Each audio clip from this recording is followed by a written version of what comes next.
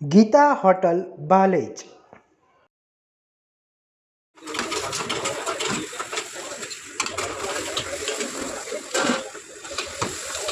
મિત્રો गीता होटल पर आवेला आउट स्टेटना कस्टमर पासे थी रिव्यू जानिए। जी आपका नेम? रविकांत शर्मा नाम है मेरा। आपको हाँ मैं मेरठ से आया हूँ यहाँ पे और ये गीता होटल है। यहाँ पे पिछले 1.5 महीने से मैं कंटिन्यू खाना यहीं पर खा रहा हूँ और मतलब मुझे लगा नहीं, मतलब मैं मेरठ से इतनी दूर से आया हूँ कि खाना कुछ अलग लगा हो, अपने ऐसे ही लगा। 1.5 महीने से कंटिन्यू अपना परमानेंट यहीं खा रहे हैं, मतलब बहुत अच्छा खाना मिलता है। तो कहते हैं ना कि हाँ कुछ है चीज़ तो मतलब पूरा मज़ा आता है। थाली लगवा लो पूरी, उसमें छाछ है, बहुत सारी चीज़ें हैं, खा पी के मतलब पूरा मज़ा आता है ना। मैं डेली यहीं सुबह शाम डेली खाता हूँ। और ये अपने गीता होटल के जो यहाँ के वो हैं ऑनर, हाँ विजय भाई हाँ वो भी अपने उनसे अच्छे संबंध बन गए हैं। 1.5 महीने से कंटिन्यू उनके पास आ रहे हैं तो वो तो बन ही जाते हैं। हाँ सही बात है। हाँ। और खाने के बाद पेट में तकलीफ ऐसा कुछ दिक्कत? ना कोई प्रॉब्लम नहीं है। 1.5 महीने से कंटिन्यू खा रहा हूँ, तुम्हारे सामने खड़ा हूँ, देखो कोई तकलीफ दिख रही हो तो। ओके ओके चलो थैंक यू, धन्यवाद सर जी।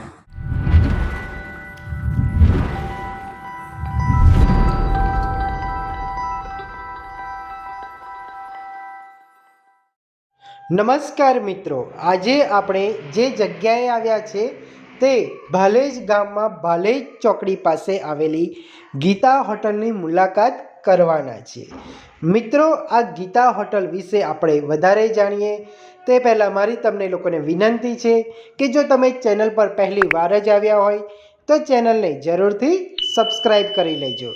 મિત્રો આ ગીતા હોટલથી તમને એક્સપ્રેસવે 6 કિલોમીટર અને બીજી સિટીઝ કેટલા કિલોમીટર દૂર છે તેનું સાઇન બોર્ડ પણ આવેલું છે।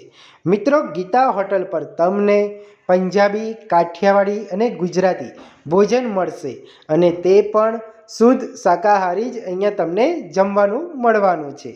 તો ચાલો હવે આપણે ગીતા હોટલની વિઝિટ કરીએ। મિત્રો આ રોડ ટચ આવેલું છે ગીતા હોટલ, જ્યાં તમને આ રીતેનું એ લોકોનું સેટઅપ જોવા મળશે। ગીતા હોટલ પર તમને એક બાજુ નાનું કાઉન્ટર જોવા મળશે જે કિચન એરિયા પણ તરીકેનો યુઝ કરી રહ્યા છે, જ્યાં જમવાનું બની રહ્યું છે અને તમે તમારા પાર્સલ કે જમવાના ભોજન વિશેનું અહીંયાથી ઓર્ડર પણ કરી શકો છો। એ રીતેનું આ સેટઅપ છે અને તેના પછી તમે જોઈ શકો છો કે અંદર આ રીતે બેસીને જમવાની સુવિધા છે અને આ અહીંનું ટેબલ જે બેસવાનું હોય છે જ્યાં તમે લંચ ડિનર કરતા હો છો તે ડેલી આ રીતે સવારે ને સાંજે એની સફાઈ કરવામાં આવે છે। તેથી મિત્રો અહીંયા સ્વચ્છતાનું પૂરેપૂરું ધ્યાન રાખવામાં આવે છે અને એવું નથી કે આ માત્ર વિડીયો પૂરતું હોય।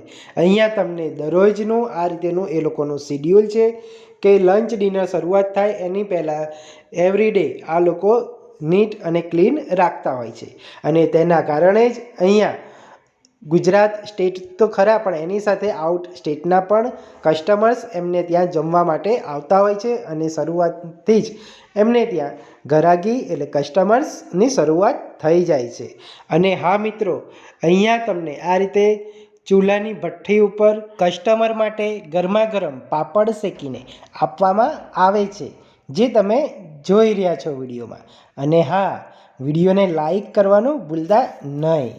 મિત્રો અહીંયા માત્ર પાપડ જ નહીં પરંતુ રોટલી પણ આ રીતે ભઠ્ઠી ઉપર જ બનાવીને કસ્ટમરને ગરમા ગરમ આપવામાં આવે છે, જે તમને આ વિડીયોમાં બતાવવામાં આવશે।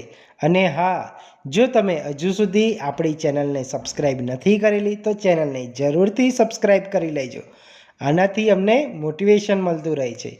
અને મિત્રો તમે જોઈ શકો છો કે ગીતા હોટલ પર કઈ રીતે ચૂલાની ભઠ્ઠી ઉપર ગરમા ગરમ કસ્ટમર માટે રોટલી બનાવીને આપવામાં આવી રહી છે। અને હા, વિડીયોને સ્કીપ કરતા નહીં, કારણ કે હજુ આપણે ઘણું બધું જોવાનું બાકી છે। મિત્રો ગીતા હોટલ પર જેમ કસ્ટમર આવતા જાય છે તેમ તેમના માટે ગરમા ગરમ ડિશિસ તૈયાર કરવામાં આવી રહી છે, જે તમે જોઈ શકો છો કે આ અહીંયાની ફિક્સ થાળી જે હોય છે તે તૈયાર કરવામાં આવી રહી છે આવેલા કસ્ટમર્સ માટે તેમના ઓર્ડર મુજબ। અને તમે જોઈ શકો છો કે દરેક વસ્તુ એકદમ ગરમ જ પીરસવામાં આવી રહી છે। જો આ અહીંયાની ફિક્સ થાળી તૈયાર થઈ ગઈ છે, ગુજરાતી થાળી તૈયાર થઈ ગઈ છે અને અહીંયા આવેલા તેમના કસ્ટમર્સ માટે એ તૈયાર કરે છે અને અહીંયાનું આ રીતેનું સિટિંગ અરેન્જમેન્ટ્સ છે જે તમે જોઈ શકો છો કે કેટલું વિશાળ છે. અને હા, હવે આપણે ગીતા હોટલમાં મળતી દરેક થાળી વિશે અને તેના મેનુ વિશે અહીંના જ ઓનર પાસેથી ડિટેલમાં જાણીશું. તો ચાલો જાણીએ. તો ચાલો મિત્રો, હવે ગીતા હોટલના ઓનર અહીંયા મળતી ગુજરાતી થાળી વિશે જણાવશે. સરજી, આપનું નામ? વિજયભાઈ ઠાકોર. ઓકે સરજી, અહીંયા જે ગુજરાતી થાળી મળે છે એના વિશે જણાવશો? 80 રૂપિયાની થાળી મળે. 2 શાક, દાળ, ભાત, છાશ, પાપડ ને 5 રોટી. 5 રોટલી, હે ને? ઓકે, તો જે રીતે સરજીએ બતાવ્યું કે અહીંયા ગુજરાતી થાળીમાં તમને 2 સબ્જી મળશે, દાળ ભાત, પાપડ, છાશ અને 5 રોટલી, બરાબર ને? 5 રોટલી. ઓકે, અને સવાર ને સાંજ બંને ટાઈમ? સવાર સાંજ 2 ટાઈમ. 2 ટાઈમ. અને આપણી આ જે ગુજરાતી થાળી છે એની કિંમત કેટલી છે? 80 રૂપિયા. માત્ર 80 રૂપિયા. બરાબર છે. અને હવે આમાં કોઈને એક્સ્ટ્રા છાશ કે પાપડ જોઈતું હોય તો એનો કેટલો ચાર્જ રહે છે? 1 ગ્લાસ લે તો 10 રૂપિયા. 10 રૂપિયા. અને પાપડના પણ 10 રૂપિયા. બરાબર છે. તો આપણી આ જે ગીતા હોટલ છે એનો ટાઈમિંગ કેટલો છે? સવારે 10 સાડા 10થી ચાલુ થાય, બપોર 3 વાગ્યા પૂરું થઈ જાય. અને સાંજે 7 વાગે ચાલુ થાય, રાત્રે 10 વાગે બંધ. રાત્રે 10 વાગે બંધ. અને રવિવારે કયો ટાઈમ રહે છે? રવિવારે પણ સવાર સાંજ ચાલે, એ જ ટાઈમ, હે ને? Okay okay. સરજી, આપણી આ જે ગીતા હોટલ છે એનું જે એડ્રેસ છે એ જણાવશો? આણંદ રોડ ભાલેજ. ઓકે, એટલે આણંદથી ભાલેજ રોડ ઉપર ગીતા હોટલ. ઓકે, અને આણંદથી નજીક છે કે ભાલેજથી? ભાલેજથી નજીક પડે.